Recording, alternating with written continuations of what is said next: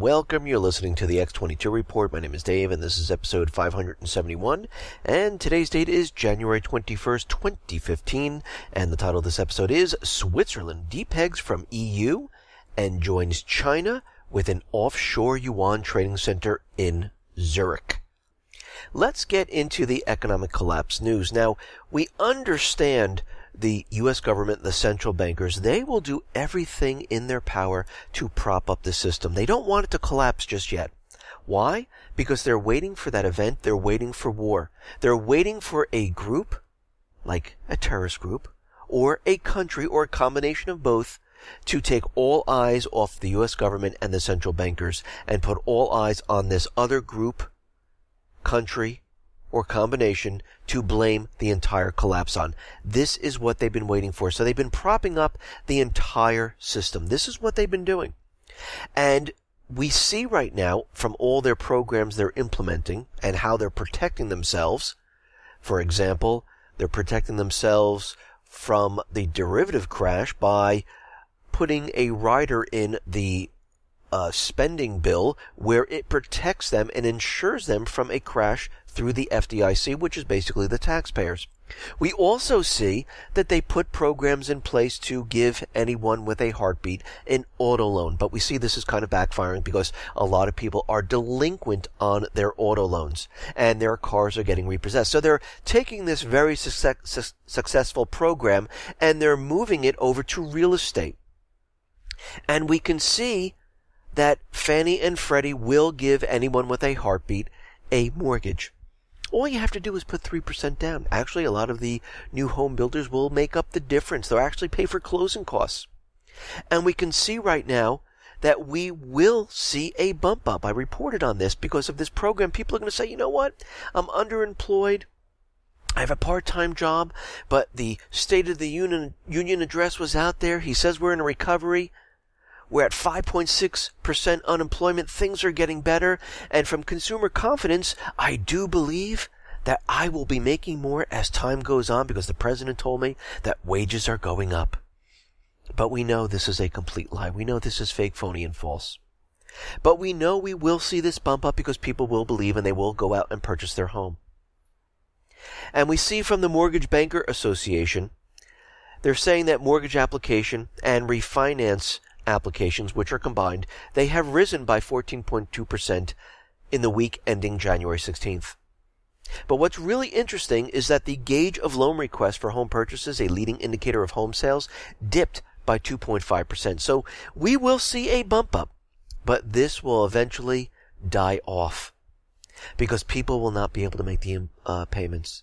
They will become late payments and eventually foreclose. And what we're seeing is the same thing that happened back in 2007, 2008. They're taking these homes where people were paying their mortgage or had their mortgage paid off, selling it to these people that really don't have full-time secure jobs because we know those don't exist right now. And eventually, once they foreclose, the Fed will come in and scoop these up from the bank. They're stealing the wealth from the people and at the same time inflating the bubble further and further. But what we're seeing is that building permits have slid for the second month in a row. For the second month in a row, building permits dropped and missed expectations. The 1.9% month-on-month drop in December was a notable miss against expectations of a 0.6% rise. And we also know that KB Homes also reports that traffic is starting to slow.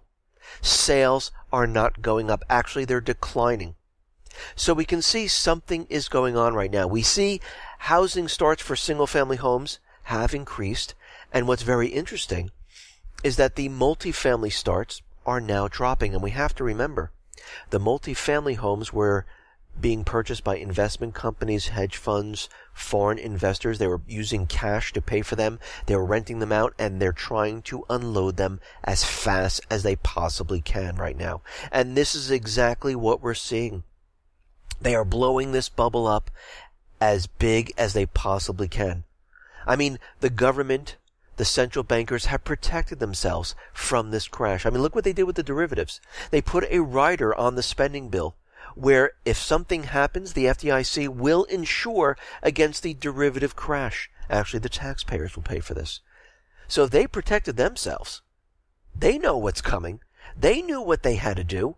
And our government looks the other way. It's everything for themselves and the central bankers. Nothing for the people. And this is what our government is all about. Now, we understand the president gave his State of the Union. And we understand that the government officials were all out there clapping. He coughs, they clap. He blinks, they clap. There's more clapping than actual speech. Because they have to reinforce that, yes, we are the best, the brightest, and the people are beneath us. And you can just see this as you watch this. It's absolutely ridiculous. But there are certain things that he didn't mention during his speech, which he would never mention, and that today's young Americans, for example, are the first generation to be poorer than their parents. He didn't mention that. They will also pay all their lives into a retirement system that won't be there for them when they get there.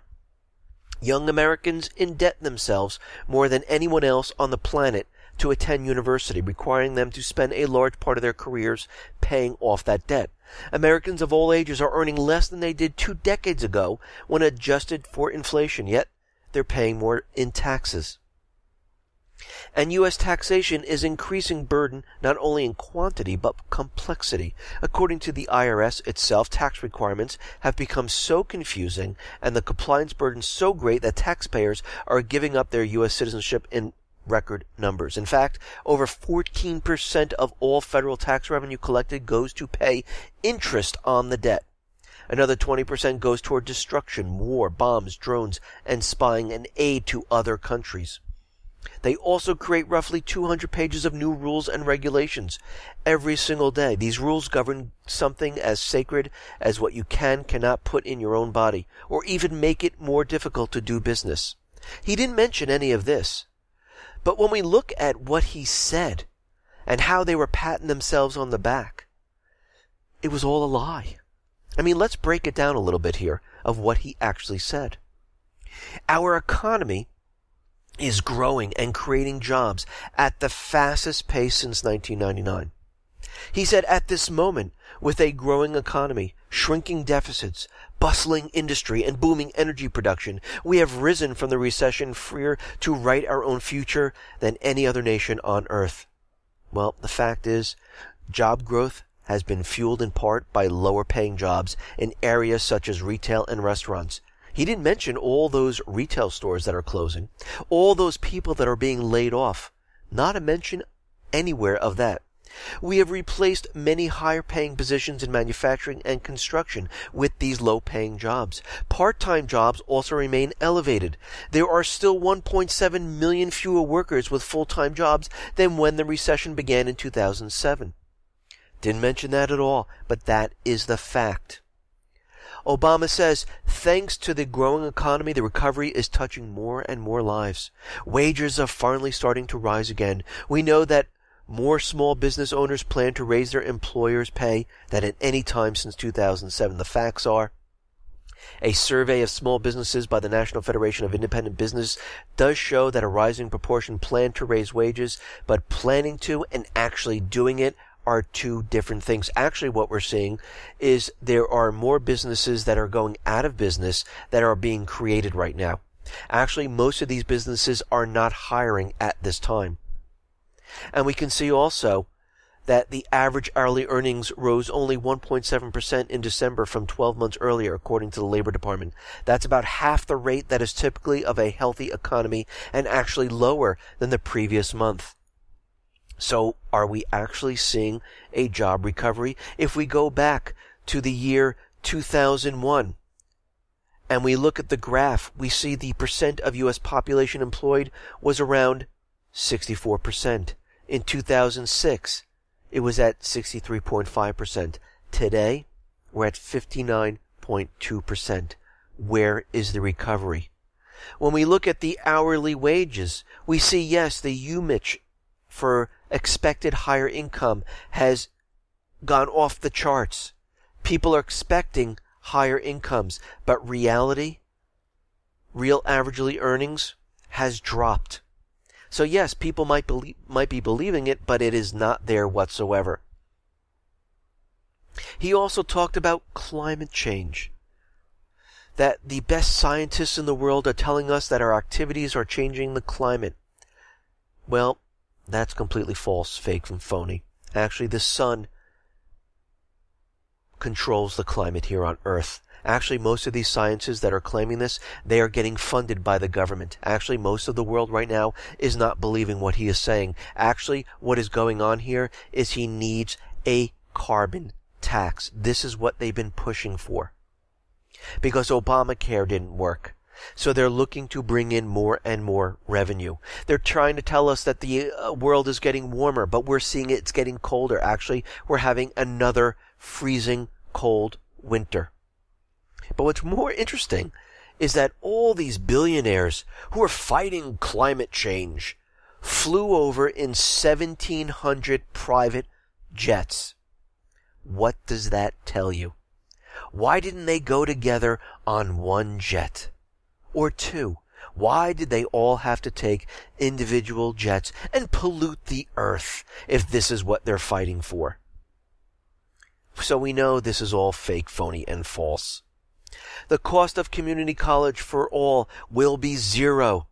Well, we can see right now that most of the people today had some type of college. They went to community college, and we can see by the statistics is that more people have attended college than any time in the history of the United States, but less people have work, or less people have high-paying jobs. What does that tell you? There are no jobs out there. But what's interesting about this is that the debt for student loans continually increases. Why? Because they need to pump up the bubbles. He also says, Americans, we cherish our civil liberties. We cherish our rights. Then why is the government setting up free speech zones? Why are they trying to take our rights away from talking freely on the internet? Why are they taking our rights away about how the police can search us at any time? Why are they taking our right to own a weapon away? This is all happening right now. And we can see they're pushing legislation, like the president's own version of CISPA, which he said he would veto, but now he won't because we knew that he set up executive orders a long time ago to support this, to take control of the internet and to share all your private information. He also said that Russia is now isolated and their economy is in tatters, which is actually the opposite. The countries that isolated them is Europe, United States, Canada, and Australia. The rest of the countries, Africa, Asia, South America, Mexico, they're not isolating them. So they're really not isolated whatsoever. And we can see whatever he says is just lies. Continuous, ongoing lies. He also said in Iraq and Syria, American leadership, including our military power, is stopping the Islamic State advance. Are they really? Because the last time I looked, the Islamic State has tripled the amount of territory in Syria. So where are they stopping the advance? Actually, it's gotten worse.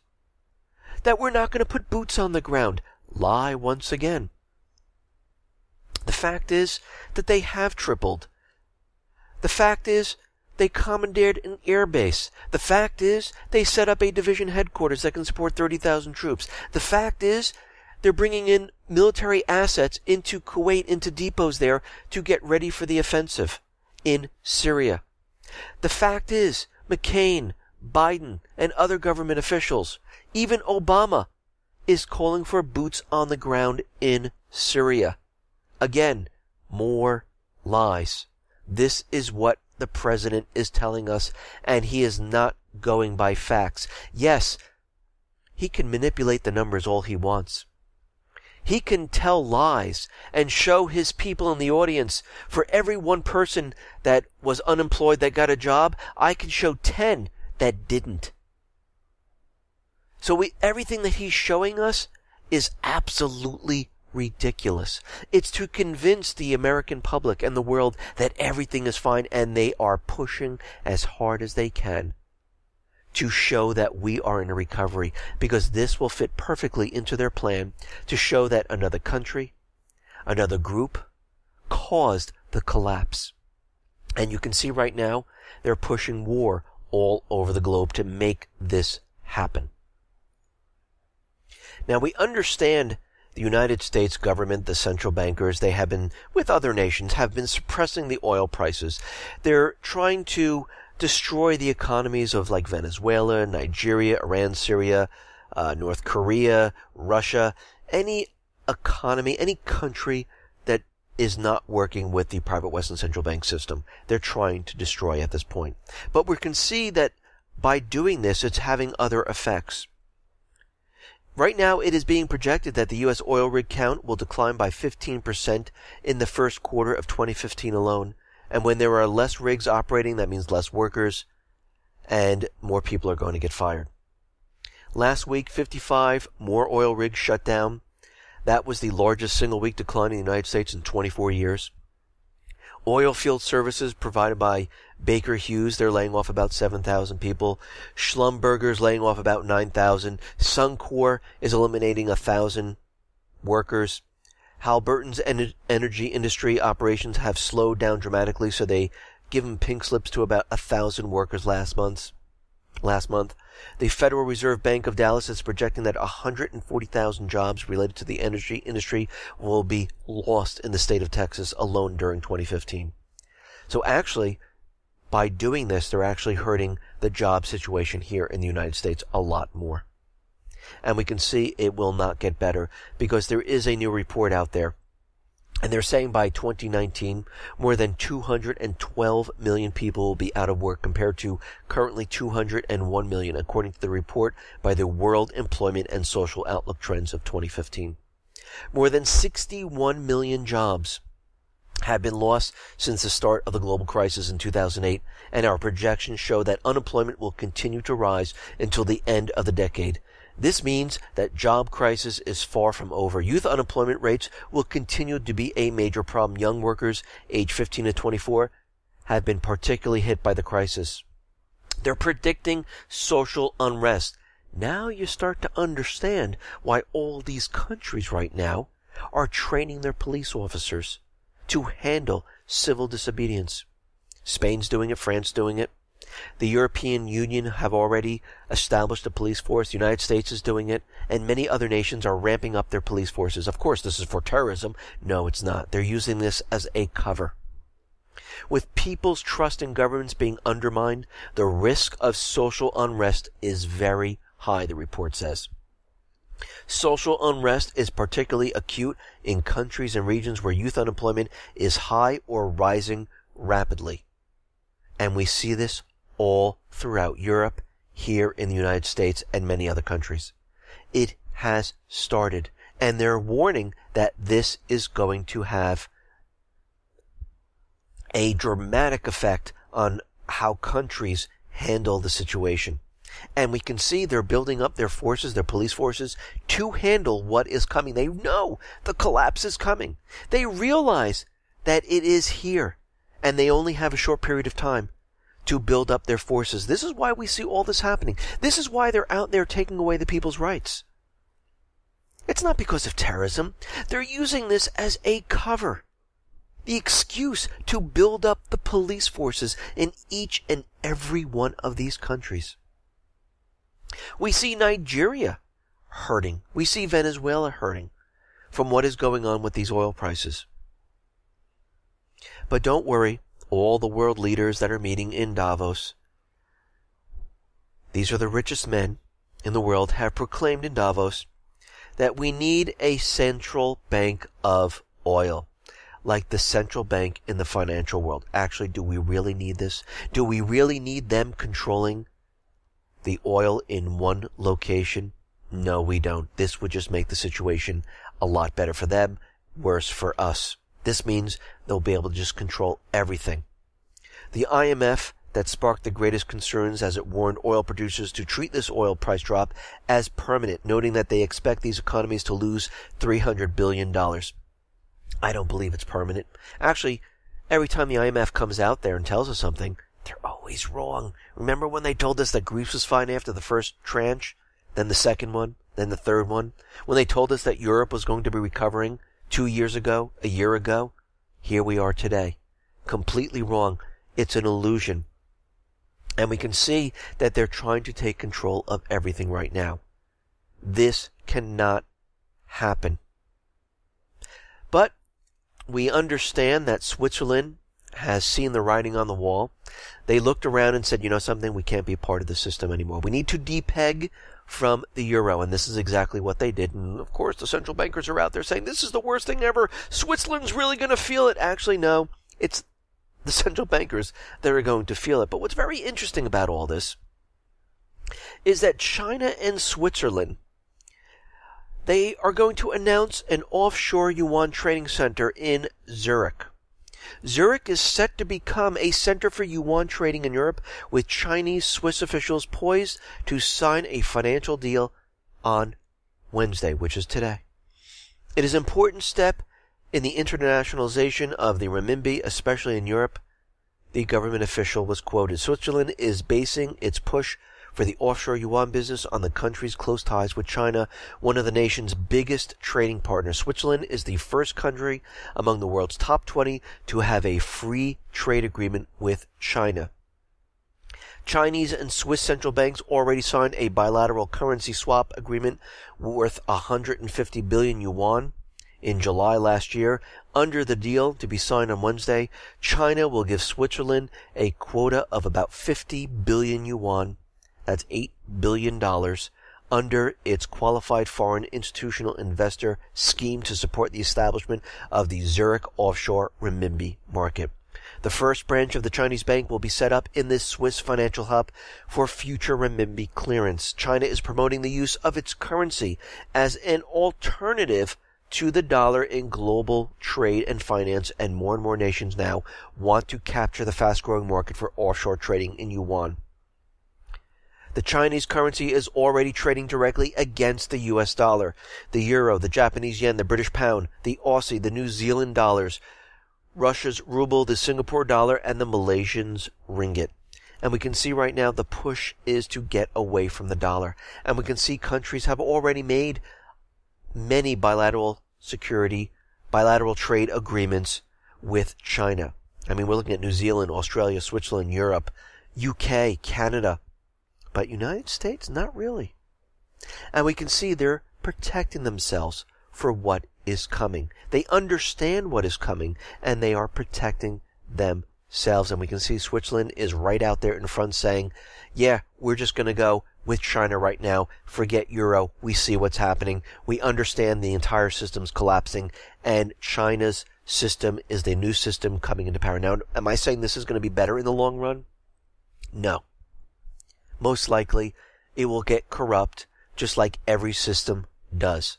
But right now, it is the alternative to the US dollar. But the central bankers are going to fight as hard as they possibly can to stop this. And what does that mean? It means war. Now, we understand Obama created an a memorandum that allows the people who are coming into this country illegally to stay in this country. Basically what it does is it says to all government agencies, do not touch these illegals. They can stay in the country. Do not deport them. And we can see that he kind of delayed his memorandum until after the elections because he realized the American people are not for this whatsoever. He knew that this was being driven by the corporation central bankers. They wanted the illegals in here because they bypass the penalties in bringing them into work, where the businesses do not have to pay a penalty for having them employed because they're not covered by Obamacare. And we can see right now that the American people are completely against this. 56% of Americans want to defund Obama's immigration order. The poll was conducted on January 13th to the 15th. 56% of Americans want Congress to defund Obama's November executive action. It's more like a memorandum. And this is coming from an ABC News poll. And we can see right now that this is why he waited for after the elections, because he knew the people did not want this, and he knew the people would object to this, so he held off on it. Now we see Obamacare is having a little bit of trouble. We understand there is a lawsuit going on that could bring Obama's federal health care system crashing down. And we understand that they are pushing forward with this lawsuit. And there are obvious points in the United States Supreme Court that President Obama or any other president should not be permitted to rewrite federal statutes in brazen violation of the U.S. Constitution's separation of powers. At its heart, the lawsuit argues the meaning of the words and whether the government can lawfully double think and change the meanings of words such as state. And they do this quite often. They just change the meanings wherever they want to fit their agenda. Under Section 36B of the Affordable Care Act, otherwise known as Obamacare, tax subsidies are restricted to individuals who purchase health insurance through an exchange established by the state under 1311 of the Patient Protection and Affordable Care Act. Similar wording occurs in 8 other locations throughout the Affordable Care Act. And we can see right now that if this lawsuit goes through, 87% of the individuals who enrolled in Obamacare would stop receiving subsidies from the government, and they would not be able to afford health insurance because health insurance is just way too expensive. And we can see right now Obama is fighting it. The lawyers are out there fighting it. And of course, as we know, the NSA has been spying on all of these people. We've seen it done before where they get into the Supreme Court judge and all of a sudden they just rule in favor of Obama, even though it is completely unconstitutional. Actually, Obamacare is completely unconstitutional. But then again, the judge who was saying it's unconstitutional, one day he woke up and said, okay, it's unconstitutional. He said, it's fine, go forward with it, and then he left the country for 2 weeks. So we can see right now they're doing everything they possibly can to continually push these laws on us, which the Congress does not read because they're not allowed to read it, or no one actually took the time to read it. They just believed whatever the White House said. Now again, the Congress then is not working for the people. They're not working in the best interest of the people, because every single piece of legislation that goes across their desk, they need to read it and understand it and say, is this for the central bankers, for businesses, or is this for the people? Well, if it's for the central bankers and businesses, veto. We will not accept this. Send it away. But again, the entire government, most of them anyway, are completely corrupt at this point, and they're in it for themselves, for the money, for the prestige, for the control, for the power, and not for the American people. Now, very interestingly, the film creator of Gray State, David Crowley, and his wife and his 5-year-old daughter, all of a sudden just died. And they're being investigated right now, and the investigators are treating this as suspicious while the investigation gets underway. Now, this is very interesting because he was making a film about RFID chips being implanted into people's arm, where people are being tracked, where NSA is tracking every single person, where there is martial law, where the government is taking away our rights and freedoms, and how it all unfolds. Now, I have a small clip here on the x22report.com, and I also have it on YouTube, and you can see just by the clip exactly what they were afraid of. They most likely didn't want this to go any further, so something might just have happened. We've seen this with a lot of bankers. We've seen this with a lot of people where all of a sudden people just end up dead. Now, we understand out in Ukraine, they still owe money to Russia, about $2.5 million, and they're on a prepay schedule right now to get the gas. And right now, it looks like they don't want to pay once again. And Yatsenyuk is out there saying, well, this whole matter will have to be figured out in court. because we're not paying at this time, and we're showing that we overpaid and actually Russia owes us money.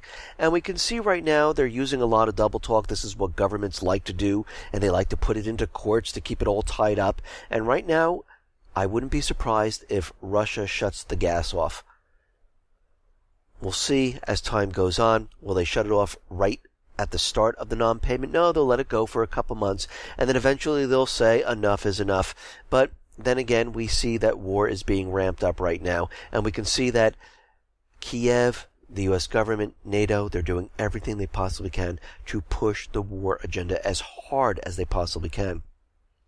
Now, we can see that Russia is working with these southeastern people. They're telling them, listen, Putin created the Minsk peace deal. We agreed on a ceasefire.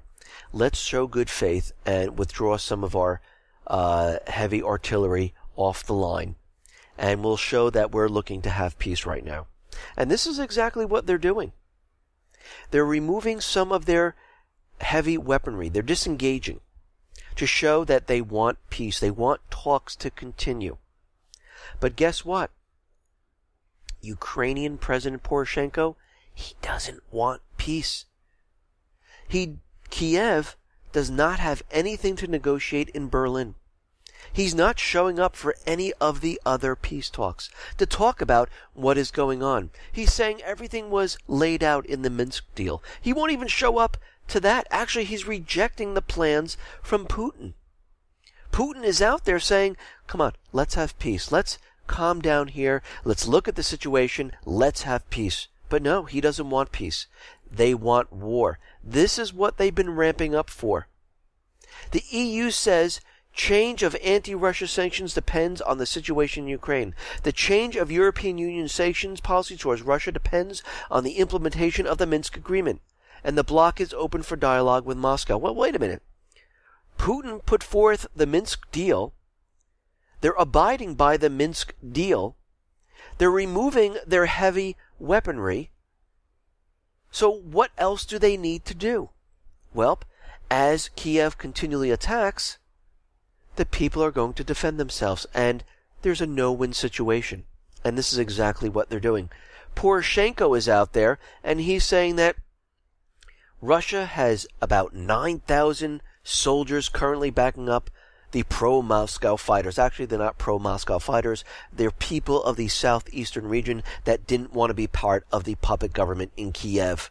He's saying that there's 500 tanks and heavy artillery out there. And of course, there's absolutely no proof whatsoever.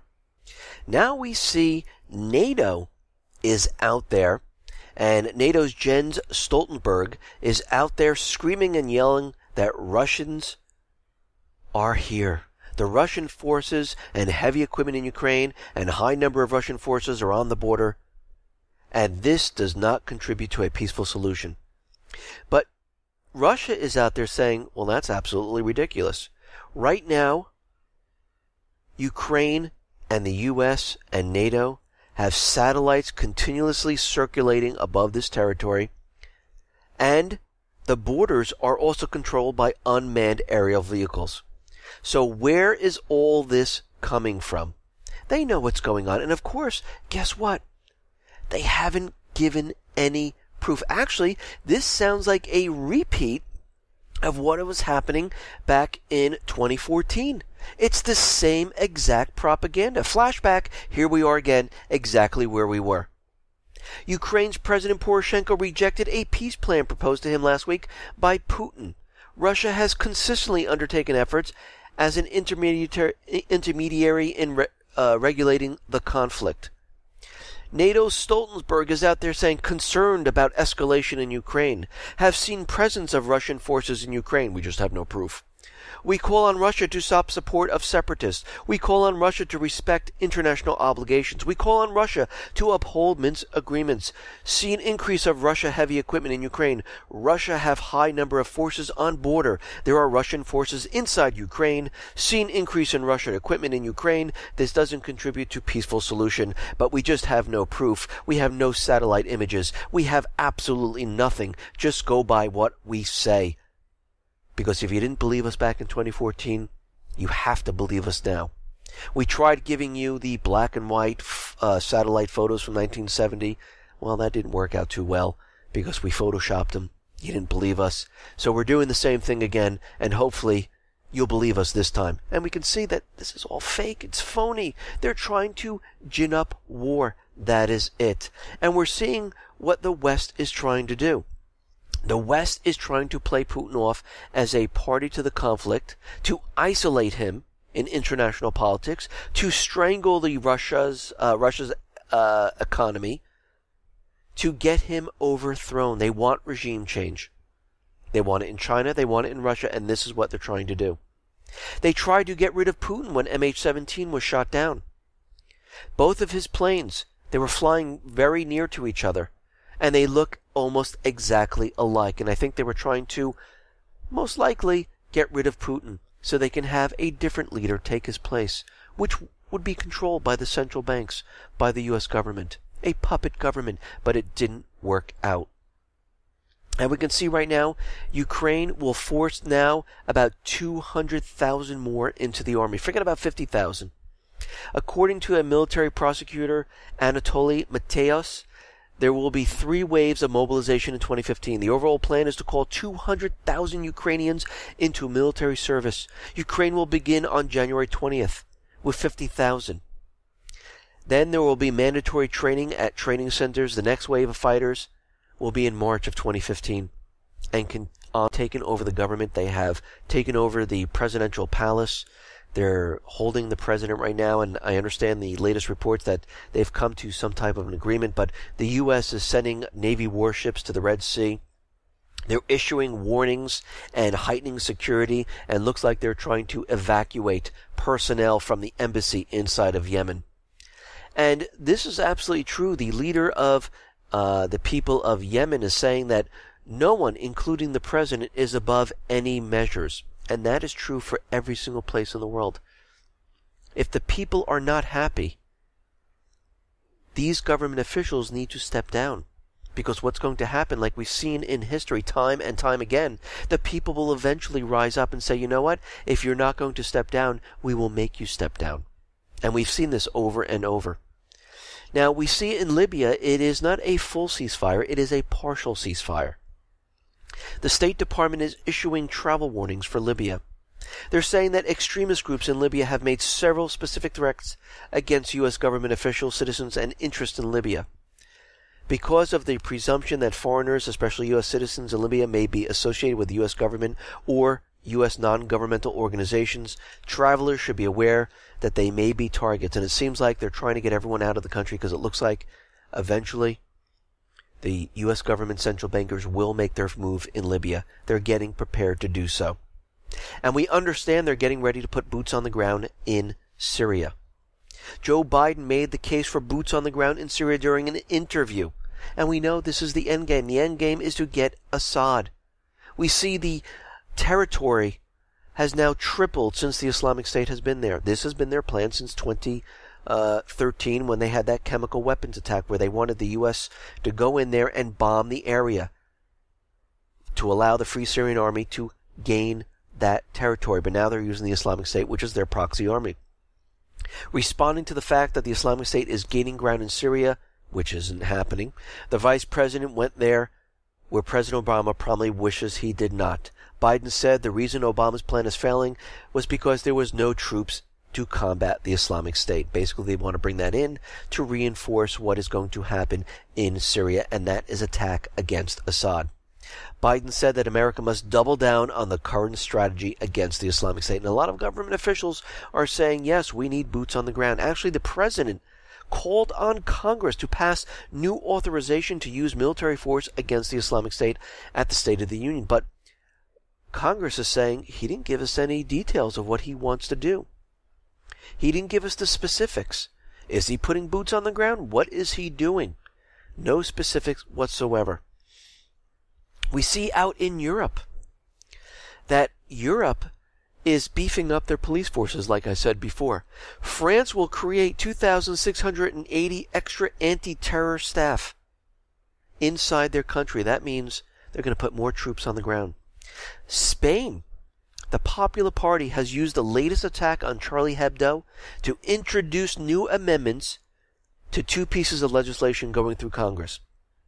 The first one, the Citizen Security Law, and the second one, the Criminal Procedure Code. An amendment to Article 573 of the CPC aims at punishing, with imprisonment of between 1 to 8 years, those who on a daily or regular basis access online communications, services, or acquire or are in possession of documents which target or because of their content result in inciting others to decide to join terrorist organizations or groups. In other words, anyone who accesses the websites deemed to be supporting terrorism could find themselves in prison. Another prepared before the attacks will legitimize mass surveillance. The police and security services will be able to tap mobile phones and intercept electronic communications without the authorization of a judge, use false identities on the internet, plant electronic surveillance devices, and collect DNA of arrested persons without their consent, of that of a judge, and without a lawyer being present, and install software to extract information from someone's computer. The circumstances in which this will be allowed are so broad that it could be applied to everyone. The government is currently passing the Citizen Security Law, commonly called the Gag Law, which represents the biggest attack on democratic rights. The law, which is opposed by 82% of Spaniards, is an attempt to prevent and suppress mass demonstrations which are not controlled by the establishment parties and trade union bureaucracy. So we can see right now they are clamping down on the freedoms of the people, freedom of speech. But they're all out there marching that we need freedom of speech, but they're actually doing the opposite, just as government officials always do. And to push their agendas forward, what do we see? The Islamic State attacking websites in 40 different Spanish towns. At least 40 municipalities in Spain had their websites compromised, with the hackers leaving the message in support of the Islamic State. So we can see right now they're pushing the agenda. In France, we see the French daily Le Monde, hopefully I pronounced that right, has recovered its Twitter account after it was hacked by who? The Assyrian Electronic Army. And of course, as we know, all of a sudden we see Syria out there cyber attacking France. It makes no sense. We know this is an inside job. Most likely the SEA is CIA, MI6, Mossad, and they're pushing the agenda that the Syrian Electronic Army is attacking different websites here in the United States, in France, eventually all over the place, because they need to lump this in with the Islamic State. Because eventually, as we know, this is what they'll be doing. This is their agenda, to get Assad. Now we can see there's two Japanese hostages where the Islamic State put out a video, and we know these videos are produced by the site intelligence group. And when you look at the actual photo, we see there's a problem with it already. The shadowing of the faces are in two opposite directions of the hostages. So how is the sun in two different locations? So we can see this was staged completely. But don't worry, the UK is behind Japan, and this was all put into force to push the agenda to bring all countries in, because as they know, they need all countries to fight this war. This will be a world war, and we see they're pushing their agenda very, very hard. Now we see more propaganda out there where they have arrested 5 Russians that might have been planning some type of an attack, and actually they're Chechen, not Russians, and actually they were in a gang-related situation. It wasn't really terrorism. There were no links whatsoever. But of course, as the news continually reports, they're reporting that, yes, Russia has terrorists inside of France. But the reports say the 5 arrested Chechens do not have any links to the terrorist attacks in Paris from 2 weeks ago, and they would not be charged with terrorism. Instead, the men are believed to have gotten into a conflict with another Chechen gang. But of course, the news stories out there always keep the terrorist angle. People look at it, they believe it's Russia, and again, this is more propaganda on the way. And we can see they're using even more propaganda, because they're saying that Al-Qaeda is using all the leaks from Snowden to avoid the surveillance of the NSA, and they're putting out a video guide on how to avoid being detected. Now, we all know this is fake, phony, and false. We all knew before Snowden. He only confirmed everything. We already knew. The NSA, the FBI, DHS, we all knew they were looking at the internet, phone calls. How do they bypass all of this? Easy. Use paper, then destroy the evidence. Guess what? They will never find out what's going on. It's so simple. You don't need a video to show this. This is propaganda to convince people that those whistleblowers are a national security threat. But come on, if you're a true terrorist organization, you know not to go on Facebook, Twitter, to use a cell phone to talk about what you're going to do. You know to use encryption if you're going to do it, that you created on your own, that you know the method, you know the security key. So all of this, again, is propaganda. And of course, Al-Qaeda is out there once again, making threats to the West. And this is from the site monitoring group, saying that, yes, more threats are coming out of Yemen, more threats are coming out of Libya, that they will be attacking the West. And we know they're getting prepared for their main event. We understand they are pushing this as hard as they possibly can. We can see the war has been pushed in Ukraine, in the Middle East, in Africa. They're doing whatever they possibly can to get this started. And eventually, what we're going to see is many more events, and then the final one. To blame this on Russia, China, the Islamic State. They need to do this because they do not want to be blamed for this economic collapse. And they're doing everything they possibly can to keep the bubbles inflated just long enough to blame another group, another country, or a combination thereof. And we can see that we all need to be prepared because they prepared themselves. They're ready to go. They're just waiting for the right moment. Listen, everyone, thanks a lot for listening. Be well, be safe, and especially be prepared. Thanks a lot.